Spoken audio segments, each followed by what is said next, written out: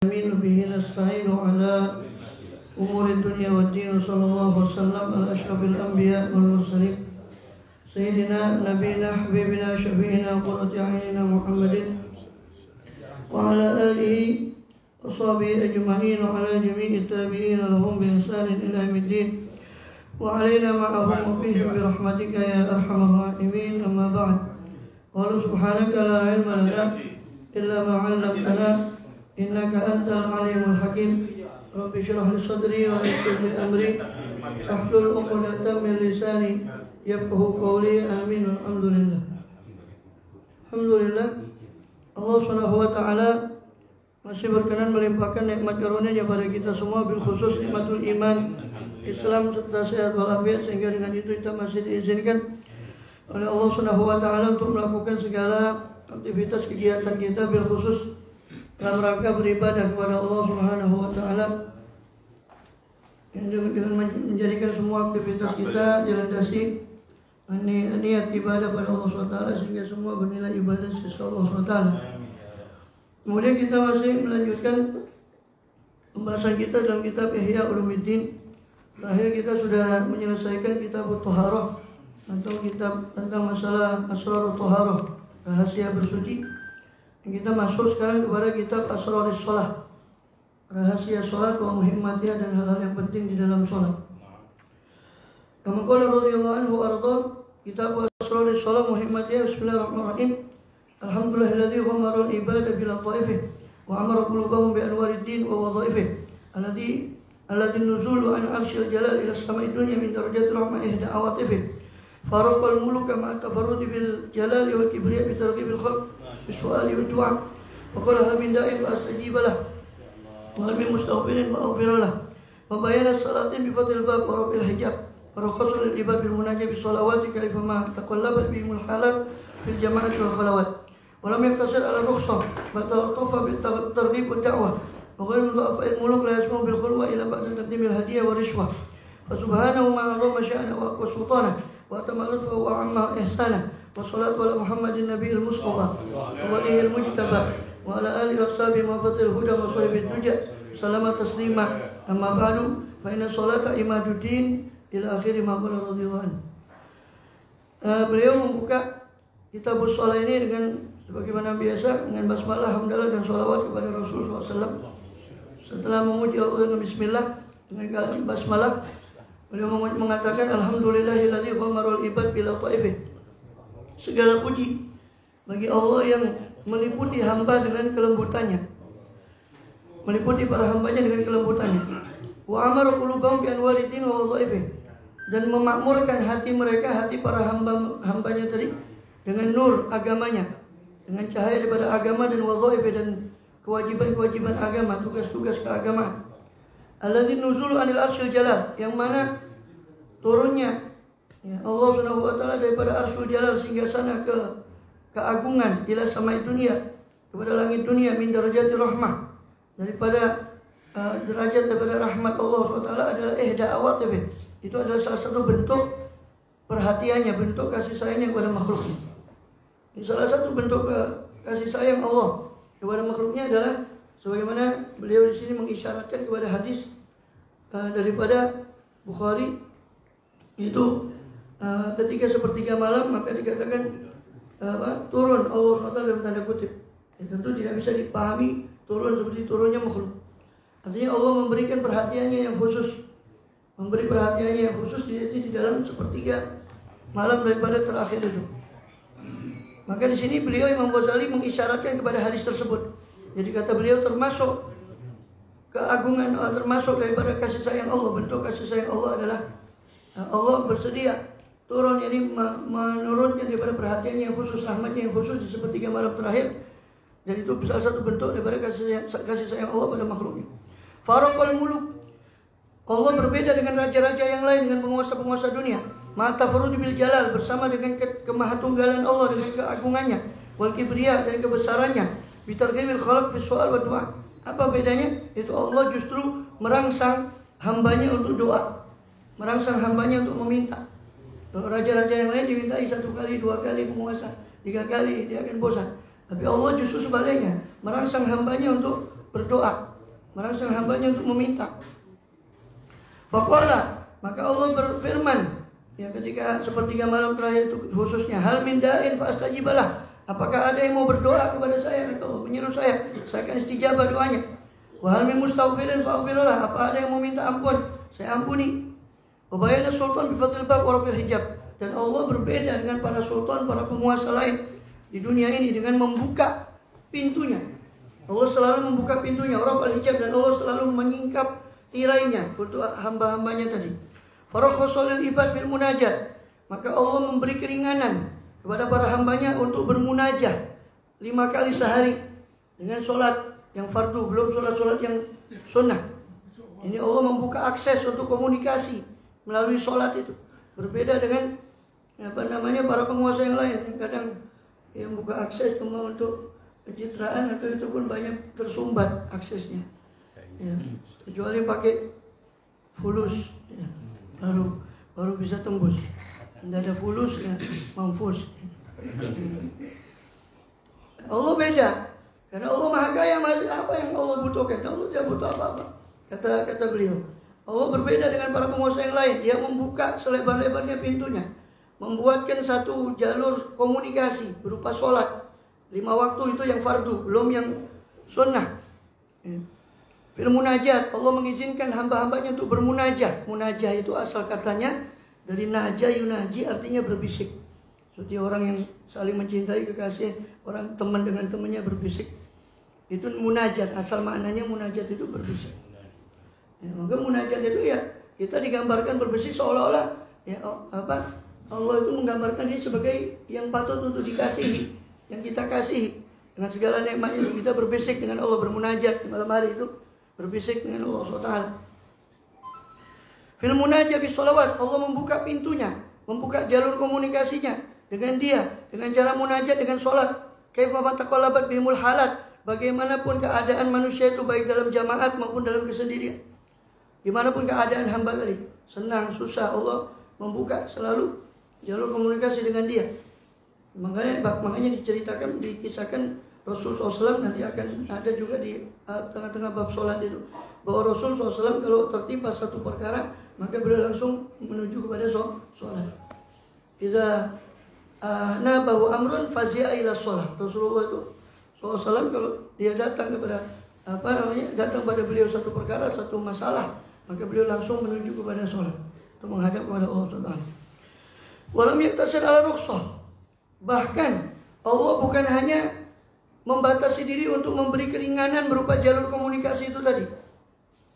Bal ta'ala bitarghib wa da'wah.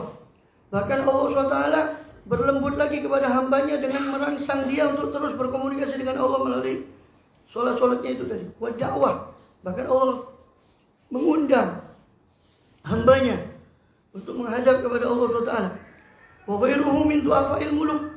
Sedangkan raja-raja lain, penguasa-penguasa yang lain yang lemah, ya, penguasa-penguasa lain yang lemah, yang justru tidak bisa dibandingkan dengan kekuasaan Allah SWT.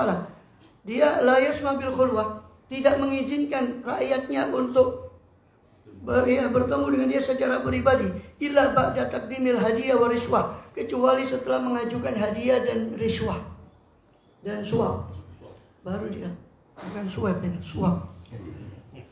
Ya, kecuali ya, jadi raja-raja lain kata beliau, kata Imam Ghazali, ya, tidak mungkin mengizinkan itu orang itu atau hambanya atau rakyatnya untuk bertemu dengan dia kecuali setelah memberikan daripada hadiah dan suap. Fasubhanahu, maka maha suci Allah SWT, ma'adzama sya'nah, alangkah agungnya, ya, keadaan Allah SWT, sifat-sifat Allah SWT, wa aqwa sultanah, alangkah kuatnya power atau kekuasaan Allah SWT, wa atamma lutfah, alangkah sempurnanya kelembutan Allah kepada hambanya, wa amma ihsanah, dan alangkah meratanya daripada ihsan Allah, kebaikan Allah SWT kepada hambanya. Wassalatu ala Muhammadin Nabiyil Mustafa, dan salawat semoga tetap terlimpah kepada nabinya yang terpilih, Nabi Muhammad SAW, wa walihil mujtaba, dan kekasihnya yang dipilih oleh dia, wa ala alihi, dan kepada keluarga beliau, wa ashabi, dan sahabat beliau, mafatihil huda, yang mana keluarga dan sahabat beliau adalah kunci-kunci petunjuk bagi hambanya, wa masabihid duja, lentera di malam hari, wa sallama tasliman, dan semoga salam pun terlimpah atas mereka semua. Amin amin. Wa amma ba'd. Adapun setelah hamdalah dan sholawat, maka Imam Ghazali berkata, fa inna sholata imaduddin, sesungguhnya sholat itu adalah tiang agama. Wa isomul yakin, dan sholat itu adalah tali daripada keyakinan, pegangan untuk seorang mendapat keyakinan. Wa rasul qurbat, dan sholat itu adalah pokok dari segala peribadatan, pokok daripada segala ibadat. Wa hurratut ta'at, dan puncak daripada ketaatan. Pokok istaksoina fi fanil fikih fi basitil madhab wa wasitih wa wajizih, dan sungguh kami telah memperinci, kata Imam Ghazali, dalam bidang fikih. Ini dalam karya beliau, khusus di bidang fikih. Karena sholat ini banyak berkaitan dengan hukum-hukum, mana yang boleh, mana yang tidak boleh, mana yang membatalkan, mana syaratnya, mana rukunnya. Kami sudah memperinci semua itu, kata Imam Ghazali, di karya fikih kami, baik di basitul madhab maupun al-wasit maupun al-wajiz. Imam Ghazali punya 3 karya fikih: al-basit, al-wasit, al-wajiz. Basit itu yang panjang lebar, ya, al-wasit itu artinya yang sedang, wajiz itu artinya yang ringkas. Beliau bikin 3 kitab fikih. Basit yang terlalu perinci, dan karena keinginan orang itu untuk belajar sudah makin menurun, hanya beliau ringkas lagi di wasit, masih kurang lagi diringkas lagi di wajiz. Usulaha wa furuaha, kami telah tulis di situ pokok-pokok daripada masalah solat dan cabang-cabang masalah solat. Sorifina jimamal inaya ila tafarihan nadirah, yang mana kami mengarahkan khusus pada kitab-kitab fikih itu tadi yang kami tulis itu, kata beliau, ya, kendali daripada atau banyak daripada perhatian atau keseluruhan perhatian kami arahkan untuk tafarik, untuk memperinci cabang-cabang permasalahan yang jarang terjadi, waqai'ah asyadzah, dan kejadian-kejadian yang memang jarang terjadi di dalam sholat itu. Memang kitab fikih ini mengkhususkan masalah hukum, maka banyak permasalahan itu kami sudah bahas di kitab fikih kami, ya. Litakuna khizanatan lil mufti, supaya kitab kami itu menjadi satu perbendaharaan bagi mufti, bagi orang yang memberi fatwa. Min hayastamiddu, dari situ dia akan mengambil fatwanya. Wa mu'awwalan lahu ilaiha, dan sebagai pegangan bagi mufti, ya, ilaiha kepada khizanatul dia bisa wayarji, dia akan bisa merujuk kepada kitab-kitab kami tadi. Wa nahnul an fi hadzal kitab, sedangkan kami dalam kitab ini, yang Ihya Ulumuddin ini, juga menyebut masalah sholat. Beliau ingin menjelaskan bahwa perbedaan kenapa kalau beliau sebut masalah sholat sini, padahal beliau juga sudah menyebut panjang lebar di kitab fikih. Sedangkan kami di sini, di kitab ini, muktasiruna ala ma la budda lil murid minhu, kami hanya membatasi masalah-masalah sholat yang wajib diketahui oleh orang yang menginginkan akhirat, murid. Min a'mali al-zahirah, berupa amal-amal sholat yang zahir, wa asrarihal batinah, dan rahasia-rahasia sholat yang batin, wa kashifuna min daqaiqi ma'ani al-khafiyah, dan dengan menyingkap daripada halus-halusnya makna-makna yang lembut yang tersembunyi daripada makna khusyuk, bima'anil khusyuk wal ikhlas, makna ikhlas, makna niyah, malam tajril adah bidzikri fi kutub fikih, yang mana tidak berlaku kebiasaan untuk menyebut masalah-masalah ini dalam kitab fikih. Karena tidak mungkin kitab fikih bahas masalah ikhlas, masalah khusyuk, itu tidak ada dalam kitab fikih. Fikih hanya bicara sholat itu rukunnya berapa, syaratnya berapa, yang membatalkan itu apa, itu fikih. Ya, jadi kami di sini cuma menyebut yang pokok-pokok dari masalah sholat saja, dari hukum yang zahir. Begitu juga kami menyebutnya tentang masalah-masalah batin sholat, yang kebanyakan masalah batin ini tidak disentuh oleh kitab fikih, itu masalah keikhlasan, kekhusyuan, dan sebagainya. Murattibuna alkitab ala sabati abwab, kami susun kitabus shalah ini dalam Ihya ini dalam 7 bab. Bab pertama fi fadhailis sholawat, tentang keutamaan sholat. Keutamaan sholat menyangkut keutamaan azan, keutamaan sujud, keutamaan macam-macam. Al-babu tsani, bab kedua nanti fi tafsilil a'malil zahirah minas shalah, dalam perincian amal-amal zahir, tentang perincian amal-amal zahir daripada sholat. Bab ketiga fi tafsilil a'malil batinah, perincian amal-amal batin daripada sholat. Bab keempat al-babur rabi' fil imam wal qudwah, tentang masalah menjadi imam dan makmum. Al-babul khamis, yang bab kelima, fi sholatil jumu'ah wa adabiyah, tentang sholat Jumat dan adab-adabnya. Al-babus sadis, bab yang keenam, fi masail mutafariqah ta'ummu bil balwa, dalam masalah-masalah yang berbeda-beda, yang bermacam-macam, yang mana kebutuhan itu sangat perlu sekali, sangat mendesak kebutuhan terhadap pengetahuan tentang masalah-masalah itu. Yahtajul murid ila ma'rifat, yang mana seorang yang menginginkan akhirat, seorang yang menghendaki akhirat harus mengetahui masalah-masalah itu. Yang ketujuh, fi tatawwu'ati wa ghairiha, dalam masalah sholat sunnah. Yang bab terakhir, bab ketujuh dalam kitab sholat ini adalah sholat sunnah, dan yang lainnya masalah sholat sunnah. Kita masih dalam bab pertama sekarang, fi fadailis sholawat. Al-babul awal fi fadailis sholawat wa sujud wa jama'ah wal adzan wa ghairiha, tentang keutamaan sholat, keutamaan sujud, keutamaan jamaah, keutamaan adzan dan selainnya. Fadilatul adzan, tentang keutamaan adzan. Qala Rasulullah sallallahu alaihi wasallam, Rasulullah bersabda, salah satu yaumul qiyamah ala katsibin min miskin aswad la yahumum hisab wa la yanalum fazaun hatta yafza mimma bainan nas hatta yafruqa mimma bainan nas. Rajulun qara al-Qur'an ibtigha wajhillah wa amma bihi qauman wa bihim raudun. Ada 3 orang, kata Rasulullah SAW, 3 orang pada hari kiamat berada di satu tanah tinggi daripada misik, di satu perbukitan atau tanah tinggi yang terbuat daripada misik yang hitam. La yahumuhum hisab, mereka tidak disumpahkan dengan hisab. Mereka tidak, orang lain dihisab, mereka tenang di situ. Wala yanaluhum fazaun, mereka tidak disentuh oleh rasa takut atau khawatir. Hatta yafrugha mimma bainan nas, sampai selesai semua yang ada di antara manusia itu tadi daripada hisab, mereka ditempatkan oleh Allah pada tempat yang khusus itu tadi.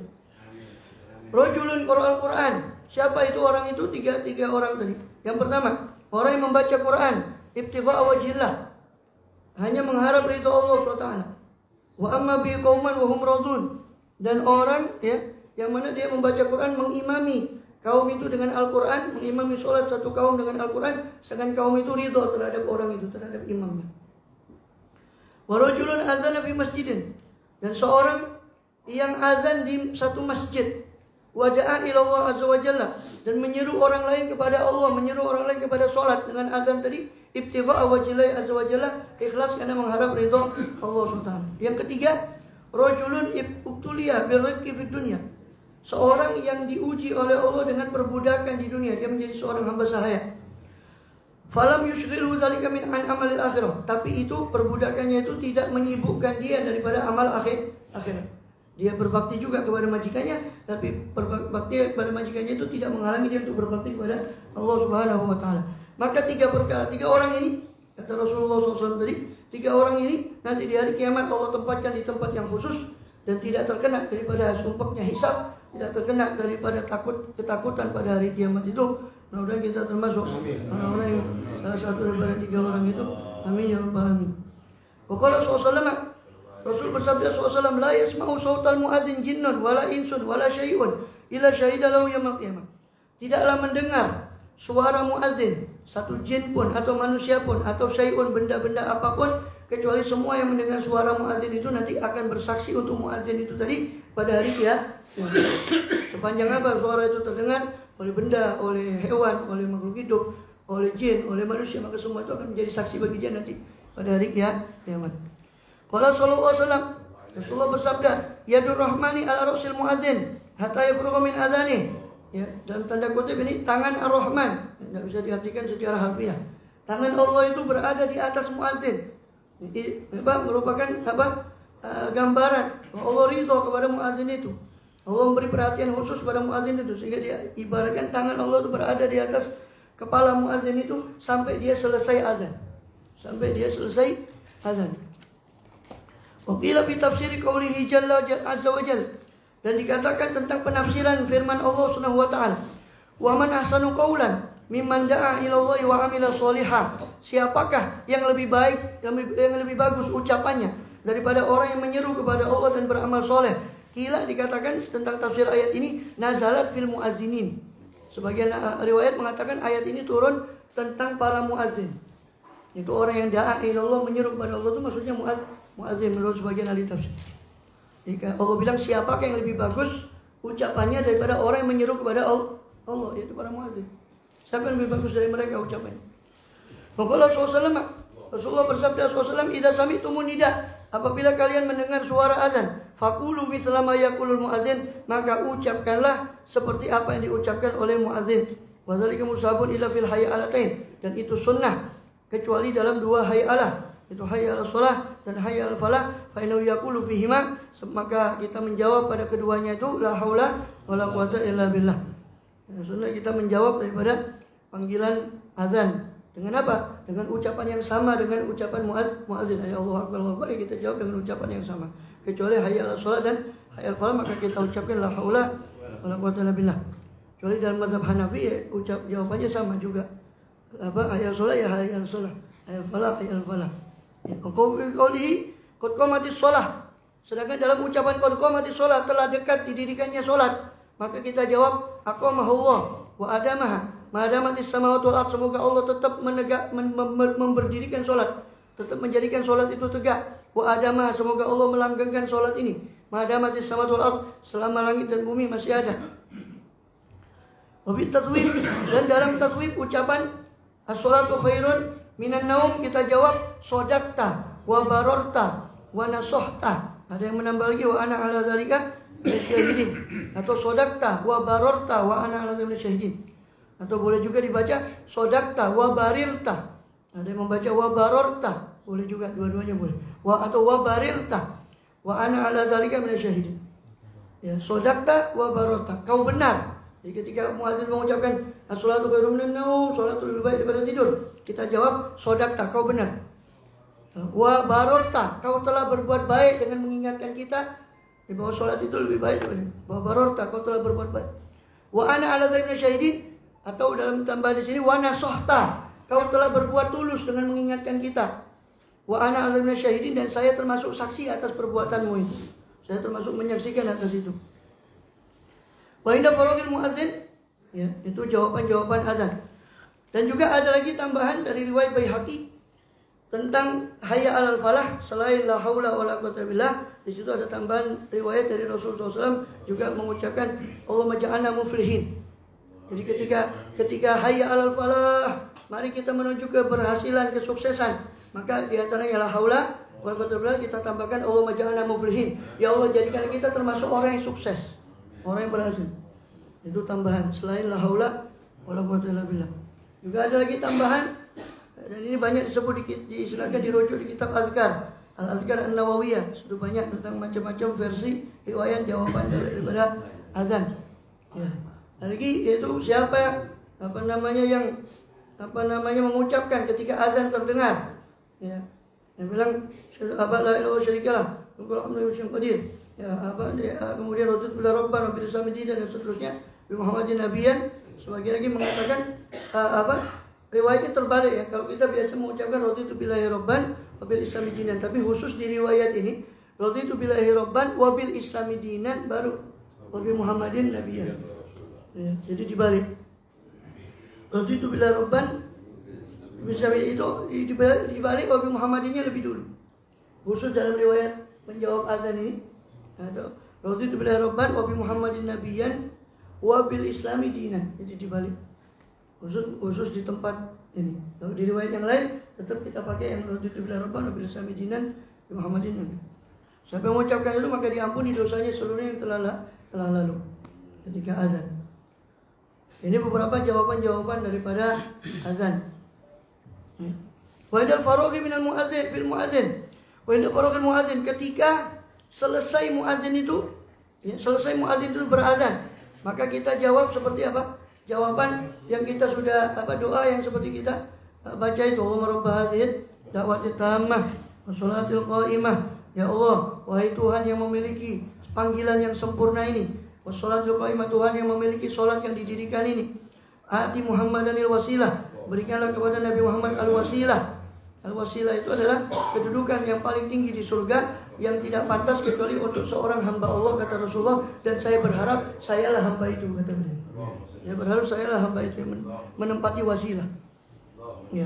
Ati Muhammad wasilah, berikanlah kepada Nabi Muhammad wasilah, kedudukan yang paling tinggi di surga. Wal fadilah, dan keutamaan. Wa darajat rafi'ah, dan derajat yang tinggi. Wa ba'atul maqamal mahmud, utuslah, berikanlah kepada beliau al-maqaman al-mahmud, kedudukan yang terpuji. Alladzi wa'ata, yang telah kau janjikan kepada beliau. Innaka la tukhliful mi'ad, sesungguhnya engkau tidak menyalahi janji.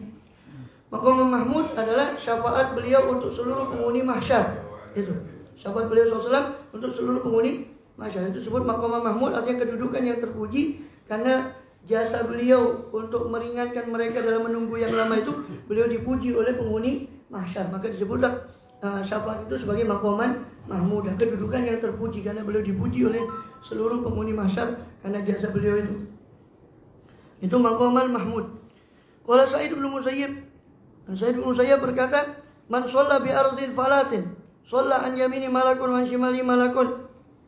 Siapa orang sholat di satu tanah, ya, padang yang luas, yang kosong. Kalau sana kan banyak padang pasir, orang kadang bepergian, tidak mendapati jamaah, umpama dia sholat di padang pasir, maka sholat di sebelah kanannya malaikat, dan sholat di sebelah kirinya daripada malaikat.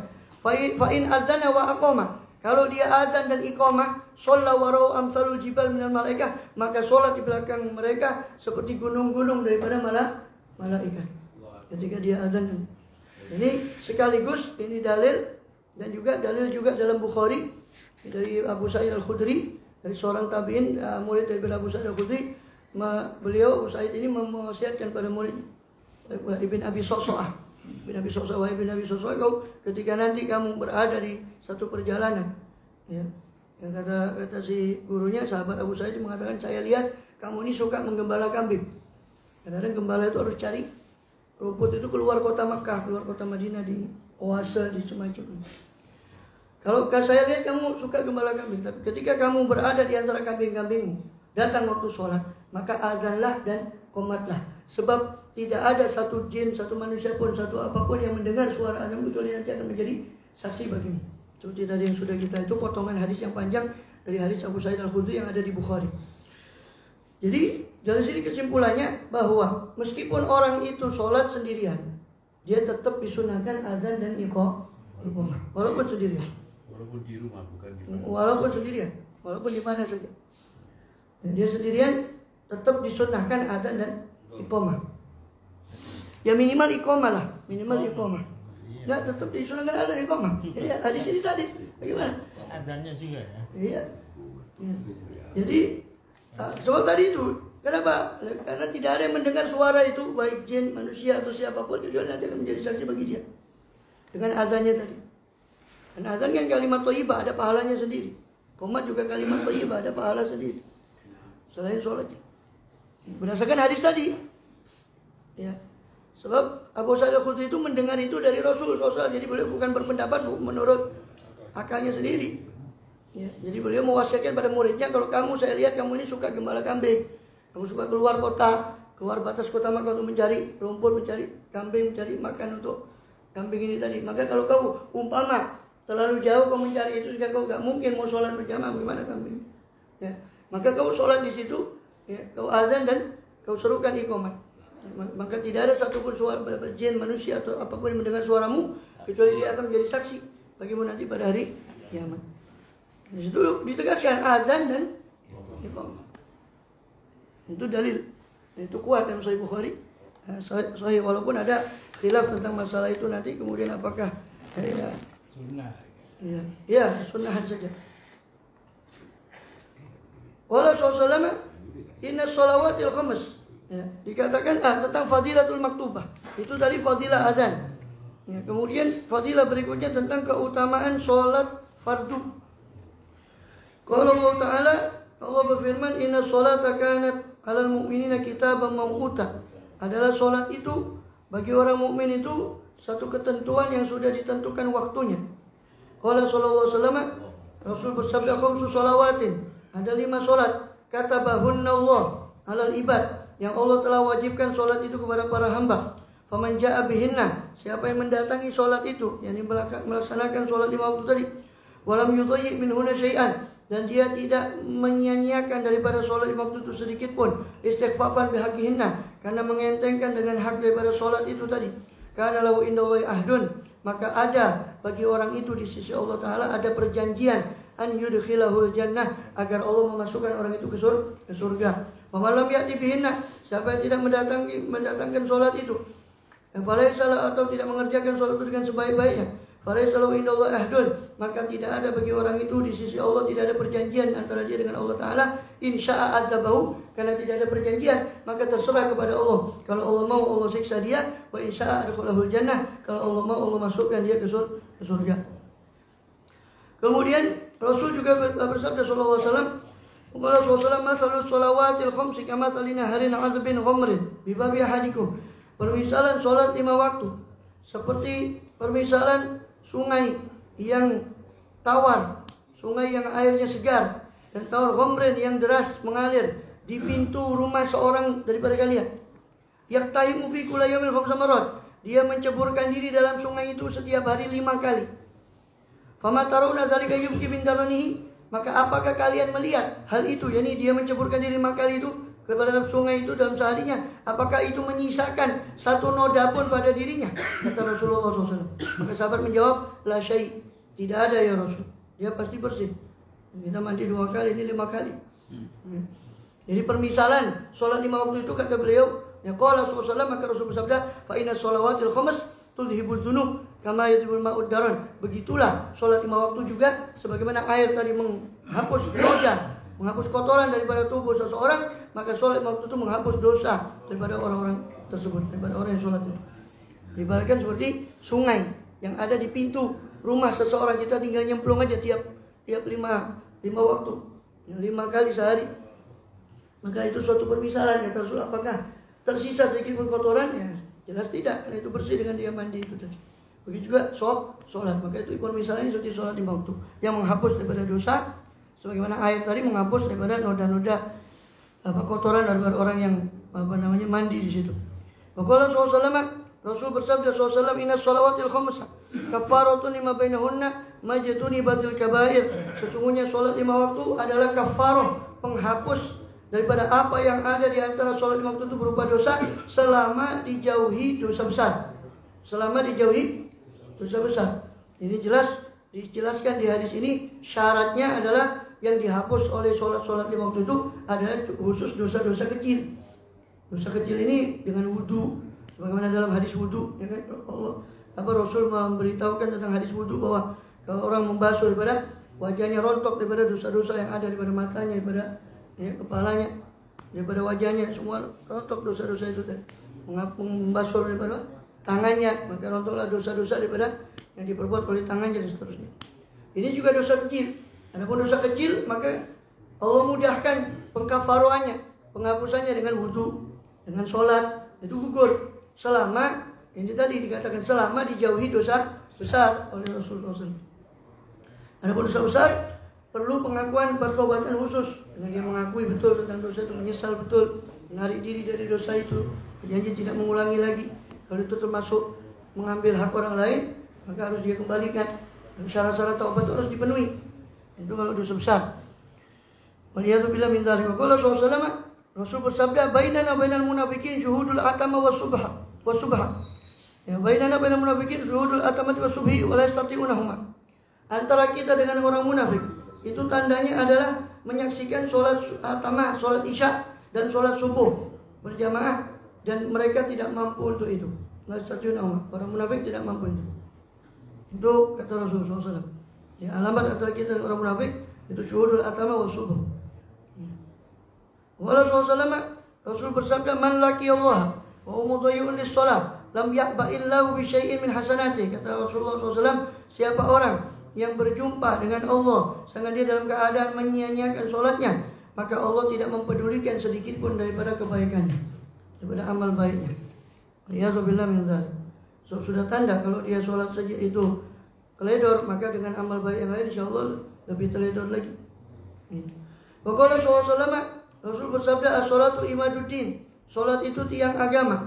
Faman tarakaha faqad hadama ad-din. Siapa yang meninggalkannya berarti dia telah merobohkan agama. Jadi di sini Rasul mengibaratkan, ya, Islam itu, agama, din itu sebagai seolah bangunan, satu bangunan yang mana pilar-pilarnya adalah sholat. Kalau dirobohkan pilarnya, ya otomatis bangunan itu akan roboh.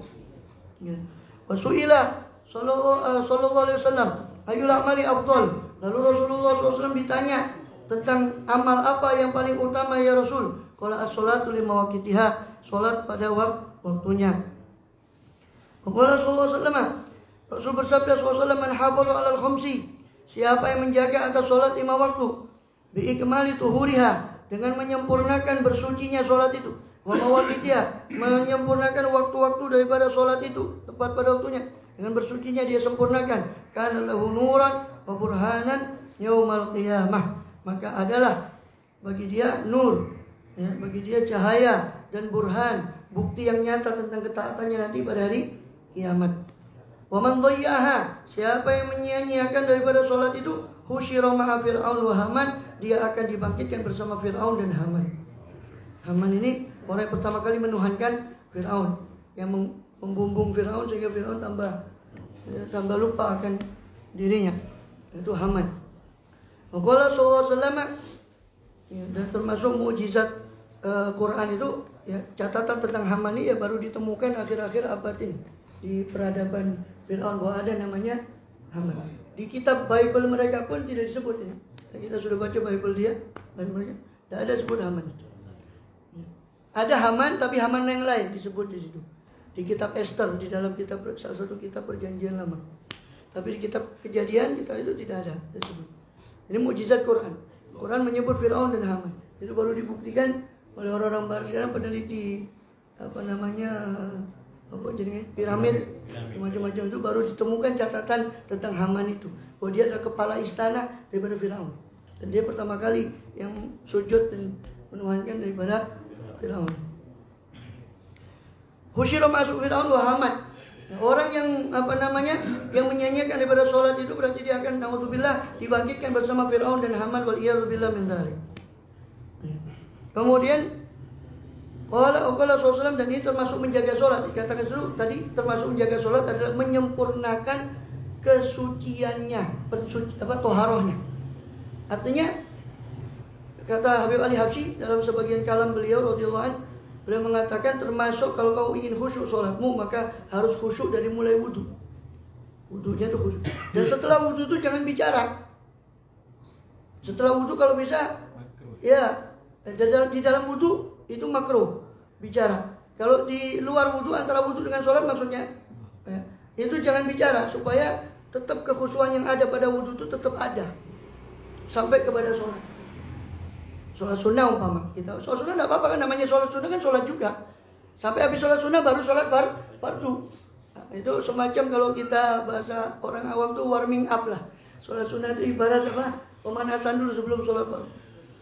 Jadi itu diantara kata beliau, dan Habib Umar bin Habib juga pernah menyampaikan daripada hal ini. Jadi kata beliau, jangan, kalau bisa itu jangan habis wudu itu, kalau bisa dijaga, jangan sampai dia ngobrol atau macam-macam itu nanti. Ya itu buyar lagi hanya. Wudunya sudah khusyuk, buyar lagi dia ngobrol macam-macam, baru sholat. Ya. Nah ini diperkuat dengan ini tadi, dengan hadis ini tadi. Termasuk tanda daripada orang itu menyempurnakan sholat adalah menyempurnakan wudunya. Termasuk menyempurnakan wudu bukan hanya menyempurnakan basuhan, tapi khusyuk dalam wudu. Karena kita tahu kita menghadap siapa, dan menghadirkan seolah-olah ketika kita membasuh wajah tadi kan dikatakan oleh Rasul rontok daripada dosa itu, menghadirkan daripada kemurahan Allah, di mana Allah menghapus dosa itu dengan wudu itu tadi. Rasulullah SAW mimtahul jannah as-shalah. Rasulullah SAW bersabda, kuncinya surga itu adalah sholat. Rasulullah SAW maftaradallahu ala khalqi ba'da tauhid ahabba ilaihi minas shalah. Rasul bersabda, tidaklah Allah mewajibkan satu ibadah kepada makhluknya setelah tauhid, setelah syahadat, melebihi daripada sholat. Tidak ada Allah tidak mewajibkan satu ibadah yang lebih dia cintai setelah tauhid kecuali sholat. Lau kana syai'un ahabba ilaihi minah, seandainya ada sesuatu yang lebih dicintai di sisi Allah melebihi daripada sholat, la ta'abbada bi malaikatah, pasti Allah menyuruh untuk ibadah seperti itu kepada malaikatnya. Seandainya saja ada ibadah yang kok bisa? Iya kata Rasulullah, faminhum raki'un, kata beliau SAW. Wa minhum sajidun, di antara malaikat ada yang ruku', di antara malaikat ada yang sujud, dan itu tidak lain ada gerakan-gerakan sholat. Seandainya ada ibadah melebihi itu, maka Allah akan menyuruh malaikatnya untuk beribadah dengan ibadah yang lain tadi seandainya ada. Tapi ketika Allah menyuruh mereka untuk melakukan gerakan-gerakan sholat, hadis itulah menurut satu riwayat Rasul SAW ketika melihat naik ke langit 1, naik langit 2, terus beliau lihat ada malaikat yang sujud, terus ada yang ruku, terus beliau terbetik dalam hatinya. Mudah-mudahan umat saya bisa mendapat ibadah yang seperti ini, mengumpulkan. Itulah kelebihan kita. Mereka tuh kadang iri dengan Bani Adam. Kalian itu, kita ini ciptakan ruku-ruku terus, tidak bisa. Kita sujud-sujud terus, kalian tuh bisa ruku, bisa sujud, bisa berdiri, bisa mengumpulkan semua gerakan-gerakan. Qala Nabi SAW, Rasulullah bersabda, man taraka sholata muta'ammidan faqad kafara jiharan atau faqad kafar. Ya. Siapa meninggalkan sholat dengan sengaja, maka dia telah kafir. Ai qoroba an yankhali, maksud kafir itu mendekati tercabutnya daripada keimanan. Bin hilali urwatih, dengan terurainya simpul keimanan berupa sholat, wasukuti imadeh, dan jatuhnya pilar keimanan atau keislaman tadi berupa sholat. Maka berarti mendekati.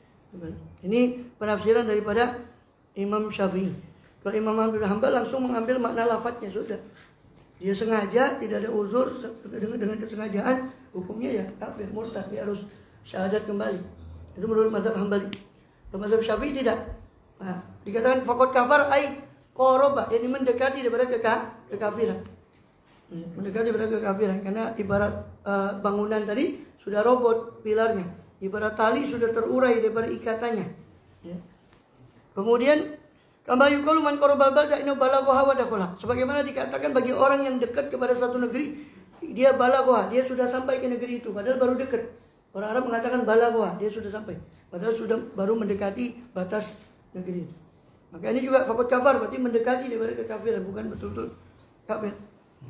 Ya, maka Rasul bersabda, man taraka sholat muta'ammidan faqad bari'a min dhimati Muhammad sallallahu alaihi wasallam. Siapa yang meninggalkan sholat dengan sengaja, berarti dia telah berlepas diri daripada tanggungan Muhammad sallallahu alaihi wasallam. Sallallahu Rasul tidak mau menanggung, berlepas diri dari menanggung mereka. Waliyadzubillah. Qala Abu Hurairah radhiyallahu anhu, dan Abu Hurairah berkata, man tawaddo'a fa ahsana wudu'ahu. Siapa yang berwudu lalu memperbagus wudunya, summa kharaja amidan ila shalah. Kemudian dia keluar dengan menyengaja untuk menuju kepada sholat berjamaah. Fainau fi sholatin, maka orang itu tetap ditulis dalam sholat. Maka ya'midu ila sholat, selama dia menyengaja untuk sholat. Keluar seluruh sampai sholat itu semua ditulis seolah-olah dia sudah sholat. Ditulis seolah-olah dia sudah sholat. Wa inau yuktabu bi ihda khutwati hasanah, dan ditulis dengan satu langkah yang dia langkahkan satu kebaikan, atau ma'anu bil ukhra sayyi'ah, dengan langkah yang kedua dihapus satu keburukan. Wa idza sami'a ahadukumul iqamah, dan apabila mendengar seorang dari kalian akan iqamah, fala yas'a, jangan dia berlari atau jangan bercepat-cepat.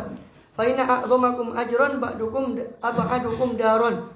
Ya, sesungguhnya paling besarnya di antara kalian pahalanya adalah yang paling jauh rumahnya.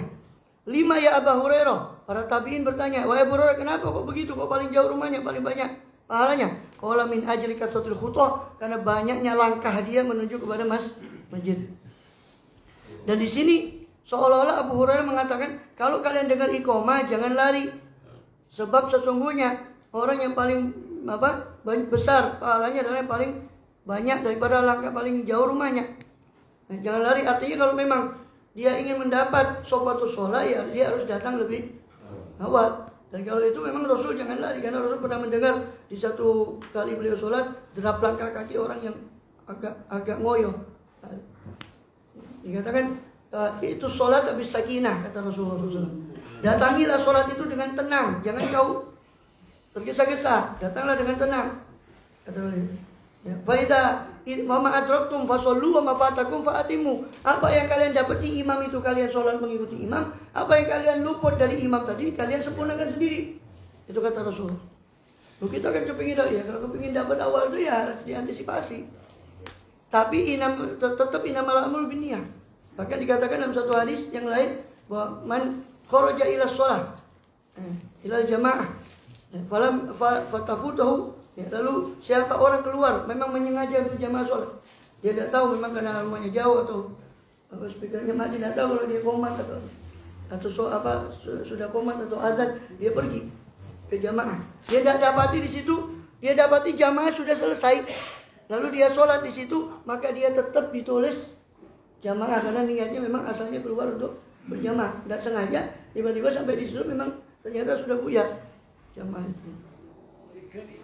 Wa yurwa anna awwala ma yunzar fi yaumil qiyamah, dan diriwayatkan bahwasanya yang pertama kali yunzar diperhatikan nanti di hari kiamat, dilihat oleh Allah min amalil abdi, daripada amal hamba itu adalah as-shalah, adalah salat. Fa in wujidat tammah, jika didapati salat itu sempurna, ya, ruddat kubilat minhu wasairu amalih, maka diterima dari orang itu dan seluruh daripada amalnya. Wa in wujidat naqisoh, kalau didapati amalnya salat itu kurang, ruddat alaih, maka ditolak naudzubillah amalnya, wasairu amal, dan seluruh daripada ditolak salatnya dan seluruh amalnya, waliyadzubillah min dzalik. Maka Rasulullah bersabda SAW, ya Abu Hurairah, wahai Abu Hurairah, mur ahlaka bis shalah, perintahkanlah keluargamu untuk salat. Fa innallaha ya'tika birizqi min haitsu la tahtasib, sebab Allah akan mendatangkan kepadamu rezeki dari jalan yang kau tidak duga. Ini merupakan pembenaran terhadap firman Allah di akhir surat Thaha, wa'mur ahlaka bis shalah wastabir 'alaiha la nas'aluka rizqan nahnu narzuquka wal aqibatu littaqwa. Wa'mur ahlaka bis shalah, perintahkanlah keluargamu wahai Muhammad SAW dengan salat, wastabir 'alaiha, ya, bersabarlah untuk itu. Karena sholat itu butuh kesabaran, memerintah sholat juga butuh kesabaran. Wastabir 'alaiha la nas'aluka rizqan, langsung Allah bilang, setelah kalimat itu langsung Allah bilang kalimat berikutnya, la nas'aluka rizqan, kami tidak meminta rezeki kepada kalian. Seolah-olah Allah berfirman, sholat yang nanggung rezeki itu saya, bukan, ya. La nas'aluka rizqan nahnu narzuquk, kami yang memberi kalian rezeki. Wal aqibatu littaqwa, dan kesudahan yang baik itu hanya milik orang yang bertakwa. Itu jaminan dari Allah SWT. Nah, Habib Ali Habsyi, ya rezeki ini jangan digambarkan kekayaan, ya. Namanya rezeki itu apa yang dia makan, apa yang dia yang cukup. Kalau minta kekayaan, ya apa ya, sholat kok udah suki-suki. Jadi apa namanya, katanya rezeki itu ditanggung Allah, ya. Bukan itu maksudnya, ya. Siapa yang bilang, Nabi tidak pernah bilang kamu akan kaya. Ya, kekayaan hati mungkin, ya. Juga rezeki jaminan Allah, dan itu yakin. Ya, la nas'aluka rizqan nahnu narzuquka, kami yang berikan rezeki. Sampai Habib Ali Habsyi menjelaskan juga dalam sebagian kalamnya radhiyallahu anhu, beliau menjelaskan, tidak ada yang di sisi Allah itu, tidak ada yang balas, tidak ada yang gratis, semua Allah ganjar. Semua Allah ganjar. Makanya di antara asma Allah itu ada namanya Asy-Syakur. Asy-Syakur itu yang maha berterima kasih. Artinya maha berterima kasih, Allah itu semua mengganjar. Sudahlah kita ini semua dari Allah, taufik juga dari Allah, masih Allah kasih lagi kita. Itu syakur, itu asyakur, ya. Wa man arada al-akhirata wa sa'ala sa'yaha fa ulaika kana sa'yuhum mashkura. Dikatakan siapa yang menginginkan akhirat lalu berusaha untuk menuju kepada akhirat. Wa man arada al-akhirata, siapa yang menghendaki akhirat, wa sa'a, dan berusaha laha kepada akhirat. Ya ingin tok ya kabeh akeh tunggal. Wa sa'alaha sa'ya, berusaha untuk akhirat. Fa ulaika kana sa'yuhum mashkura, maka itulah orang-orang yang usaha mereka akan masykur, akan diterima kasih oleh Allah Ta'ala, diganjar, ini dibalas oleh Allah Subhanahu Wa Ta'ala. Kata Habib Ali Habsyi, tidak ada dari Allah itu balas, tidak ada. Kamu perhatikan, kata Habib Ali Habsyi, setelah hayya ala sholat, apa Allah bilang? Hayya ala falah. Seolah-olah, kata Habib Ali Habsyi, seolah-olah Allah itu berfirman, sholat kamu, saya akan menjamin keberhasilan. Hayya ala sholat, hayya ala falah. Marilah menuju sholat, marilah menuju keberhasilan, kesuksesan dunia dan akhirat. Seolah-olah Allah berfirman, sholatlah kamu, saya yang akan membuatmu kamu sukses di dunia dan di akhirat. Ya. Kemudian masalul musalli, permisalan orang yang sholat itu kamatsali tajir, seperti permisalan orang yang berdagang alladzi la yakhrus lahu ribh hatta yakhrus lahu ra'sul mal, yang mana tidak akan lolos bagi dia satu keuntungan sampai dia bersih daripada modalnya, tidak berkurang daripada modalnya. Begitu juga sholat, kadzalika musalli la tuqbalu nafilah hatta yu'adiyal fardhu, tidak diterima bagi orang itu sholat sunnahnya sampai ditunaikan sholat fardunya. Ibarat orang tidak mungkin modalnya kurang masa dikatakan untung, ya tidak bisa. Modalnya berkurang gimana bisa dikatakan untung? Modal itu sholat fardu, untung itu sholat sunnah, tidak mungkin modalnya kurang terus dikatakan untung. Ya, harus modalnya dulu dipenuhi baru untung. Ya. Itu kata beliau. Artinya, makanya di Ribet Syantri itu ada kebiasaan orang-orang anak-anak terutama yang masih baru balik, ya, itu disuruh qadha sholat, tidak disuruh sholat sunnah dulu, disuruh qadha sholat yang dulu dia pernah tinggal atau baru ke sana, mungkin dulu pernah dia nakal di masa awal baliknya itu suruh qadha itu. Kamu qadha dulu, tidak usah sholat sunnah. Dan memang ya, kalau ketika orang itu beda kan antara meninggalkan sholat sengaja dengan tidak sengaja. Kalau tidak sengaja bedanya sama-sama wajib qadha. Tapi yang tidak sengaja ini masih ada rukhsah untuk dia mengqadha kapan saja, meskipun sebaiknya ya segera mungkin dia qadha. Tapi bagi orang yang sengaja ini harus langsung dia, makin dia tunda makin dia dosa. Dia tunda. Langsung harus qadha. Yang tidak sengaja masih bisa ditunda, cuma enggak, kalau akhir Jumat Ramadan itu untuk kehati-hatian, dalam arti mungkin namanya kita kan ada yang lupa, ada yang kelupaan, atau lupa mungkin kita baru buang angin terus tiba-tiba kita sholat kita tidak ingat, hakikatnya itu ternyata kita belum umpama, bukan kesengajaan. Jangan kemudian harus bopong di akhir Jumat nanti kan sudah tidak bisa. Ya, itu cuma kehati-hatian saja. Ya. Pokoknya karena Abu Bakar radhiyallahu anhu yaqul idza hadarat shalah qumu ila narikum allati awqatum fa'fiha. Sedang Abu Bakar Siddiq radhiyallahu anhu ketika datang waktu salat, beliau berkata, "Bangunlah kalian kepada api yang kalian telah nyalakan, ini kemaksiatan. Padamkan api itu dengan salat. Padamkan api dosa kalian dengan salat." Fadilatu itmamul arkan, berikutnya adalah keutamaan tentang menyempurnakan daripada rukun-rukun salat. Kemudian tambah lagi ini jam 8 kurang 10 kurang 7.48. Tadi mulai jam 7 ya. Takun gerambiang lebih 40 menit. Biasanya 30 menurut teori pendidikan itu 30-40 menit. First ini. Kita pembukaan open. Begitu ya. Pemanasan dulu ya. Biasanya pemanasan sedikit aja. Sedikit ya.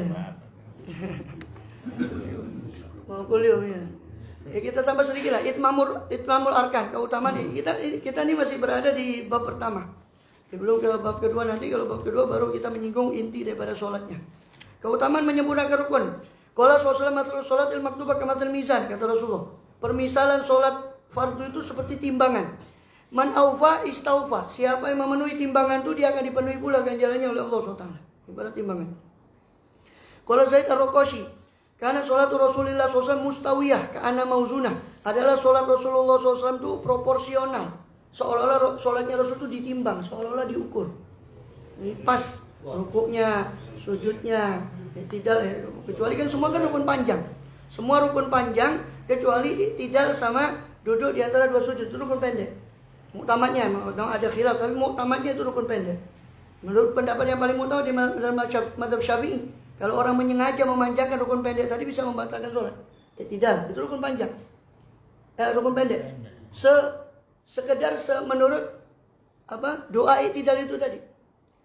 Kemudian juga duduk di antara dua sujud, itu rukun pendek. Nah, selainnya rukun panjang. Nah, makanya dikatakan oleh Anas bin Malik, saya tidak pernah sholat di belakang seorang pun yang sholatnya paling ringan dan paling sempurna melebihi Rasulullah SAW. Ringan tapi sempurna. Ya. Qala sallallahu inna rajulaini min ummati la yakuman as-salatu wa sujudun wahid wa inna baina salatihima ma baina sama wal ard wa asyara khusyuk. Ada orang, kata Rasulullah, dua orang dari umatku masuk berdiri untuk sholat, rukuknya sama, sujudnya sama. Mungkin rukuknya sama, kualitas rukuknya, atau panjang rukuknya, sujudnya juga sama antara dua orang ini. Tapi keluar dari sholat, ternyata nilai sholatnya antara langit dan bumi, antara dua orang. Apa kata beliau? Kata Imam Ghazali. Imam Ghazali menafsirkan hadis ini asyara ilal khusyuk. Itu mengisyaratkan kepada kualitas kekhusyuannya beda. Walaupun sholatnya panjangnya sama, tapi ternyata kualitas sholatnya beda, hasilnya pun beda antara langit dan bumi. Qala sallallahu Rasul bersabda, la yanzurullahu azza wa jalla qiyama ilal abdi, la yuqimu sulbahu baina ruku'i wa sujudi. Allah tidak memandang, Allah azza wa jalla tidak memandang pada hari kiamat kepada hamba yang tidak betul-betul menegakkan tulang sulbinya, rusuknya antara sujud dan rukuknya. Ini tidak betul-betul menyempurnakan daripada rukuk dan sujudnya, maka tidak dipandang oleh Allah SWT. Waliyadzubillah. Wa qala sallallahu Rasul bersabda, amma yaqafu alladhi yuhawwilu wajha fi shalah an yuhawwila Allah wajha himar. Apakah tidak takut orang yang memalingkan wajahnya ketika sholat, yakni menoleh? Karena menoleh itu kan makruh saja selama dengan wajah. Pokoknya dadanya tetap menghadap ke kiblat, tidak membatalkan sholat. Tapi makruh, dibenci, perbuatan itu dibenci oleh Allah dan Rasul. Makanya dikatakan, siapa tidak takut orang yang menolehkan wajahnya, memalingkan wajahnya dalam sholat, Allah palingkan wajahnya, Allah rubah wajahnya seperti wajah keledai. Waliyadzubillah. Ya mungkin tidak seperti keledai sungguh, tapi keledai itu simbol daripada kebodohan. Sampai Allah permisalkan keledai itu di surat Al-Jumu'ah sebagai permisalan ahli kitab yang dia hafal kitab suci sebelumnya tapi tidak beriman dengan Rasulullah SAW, padahal sifat beliau tertulis dalam kitab itu. Itu Allah permisalkan dengan seburuk-buruk permisalan. Sudah apa? Kamathal himari yahmilu asfaro, seperti keledai yang membawa buku di belakangnya. Itu nggak keledai bawa buku. Ya nggak ngerti apa yang di. Artinya dipermisalkan sebagai makhluk yang saking dungunya dia dipermisalkan seperti keledai. Ya, apa tidak takut? Itu artinya menunjukkan kedunguan. Wong sholat ngadep Allah kok dia masih sholat, toleh. Sebab Rasulullah mengatakan apa? Orang sholat itu Allah itu seolah-olah berada di hadapannya. Jangan dia kemudian toleh. Kita jadi ada pemimpin ya, kita dapat seorang yang pejabat atau yang kita sungkan, tidak mungkin kita diajak omong terus kita tolesnya.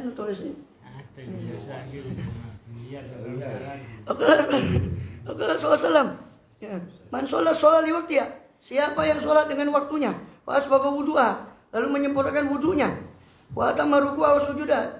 Jadi dikatakan di situ wudu itu berpengaruh juga dalam sholat. Menyempurnakan wudunya, menyempurnakan rukuknya, sujudnya dan khusyu'a dan khusyuknya.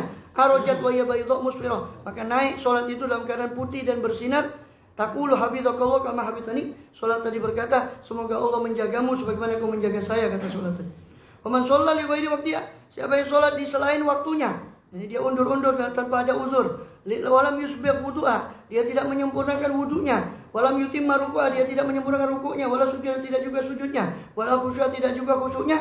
Urijat, maka dinaikkan sholat tadi wa iya sauda, dalam keadaan hitam. Hitam mudlimah, gelap. Taqulu, sholat itu berkata, dhayya'akallahu kama dhayya'tani, semoga Allah menyia-nyiakanmu sebagaimana kau menyia-nyiakan saya. Waliyadzubillah, hatta idza kanat haitsu Allah, sampai sholat itu naik ke tempat yang dikehendaki oleh Allah, lufat, maka dilipat sholat itu. Seolah-olah itu catatan amal bagaimana sholat diumpamakan baju atau sesuatu yang dilipat, lufat kama yulafu thawbul khalaq, sebagaimana dilipatnya baju yang usang yang sudah lama dipakai, fayudrob ya wajhu, maka dilemparkan kepada wajah orang yang sholat tadi, dipukulkan kepada wajah orang yang sholat tadi. Waliyadzubillah. Wa qala sallallahu Rasul bersabda, asfa'un nasi sariqatan alladzi yasriqu min sholati, sejelek-jeleknya maling itu adalah orang yang maling dari sholatnya sendiri. Maling dari sholat, ini tidak menyempurnakan rukuk dan sujud, itu sejelek-jeleknya maling. Qala Ibnu Abbas wa Salman Al-Farisi radhiyallahu anhuma, as-sholatu mikyal, sholat itu ibarat timbangan. Faman awfa istawfa, siapa yang memenuhi haknya sholat dia akan dipenuhi. Faman taffafa, siapa yang mencuri timbangan, faqad alimtum ma qala fil mutaffifin, maka kalian sungguh telah mengetahui apa yang Allah ucapkan tentang mutaffifin, yaitu wailun lil mutaffifin, celaka neraka wail bagi orang yang mutaffif, mencuri timbangan. Nah, sholat itu ibarat timbangan. Nah, siapa yang mencuri daripada sholatnya itu sama dengan orang naudzubillah mencuri timbangan tadi. Kalau itu timbangan pada manusia yang mutaffifin tadi, kalau ini maksudnya timbangan kepada Allah dalam ibadahnya pada Allah SWT. Fadilatul jamaah wallahu a'lam bissawab. Mudah-mudahan Allah membantu kita untuk menyempurnakan sebagaimana Allah berikan kita taufik hidayah untuk menghadiri majlis ini, mendengar informasi daripada Imam Ghazali Ihya Ulumuddin dari hadis-hadis Rasulullah SAW. Allah sempurnakan. Nah, Allah sempurnakan nikmat itu dengan memberi taufik untuk mengamalkan apa yang kita dengar. Allah sempurnakan lagi dengan mengikhlaskan, memberi kita keikhlasan dalam amal kita, dan Allah sempurnakan lagi untuk menjaga keikhlasan kita dari hal-hal yang dapat merusak keikhlasan. Amin ya rabbal alamin. Karena doanya Habib Ali Habsyi itu, Allah maka ma'an amta fazid wa maka apa wa kama zidta wa barik wa abu adim, maka dan barik ya Allah, sebagaimana kau beri nikmat tambah lagi. Orang dermawan itu gak mungkin nolong orang itu, ya gak mungkin nolong orang itu setengah. Orang dermawan betul itu gak mungkin nolong orang separuh-separuh. Jadi seolah-olah Habib Ali Habsyi itu munajat seolah-olah, ya Allah, ini seperti kita sekarang ya, diberi oleh Allah taufik, ini taufik dari Allah, kita hadir sih. Masa ya Allah, masa aku cuma beri taufik, cuma kasih ilmu saja? Ya tambahkan, ya gak mungkin. Orang dermawan saja nolong orang itu gak separuh-separuh, apalagi engkau ya Allah. Tidak mungkin kau nolong kita separuh-separuh. Kau cuma beri taufik saja, informasi kita, kau tidak beri kekuatan untuk mengamalkan, tidak beri keikhlasan, tidak mungkin. Khususnya kita. Amin ya rabbal alamin. Surah Al-Fatihah.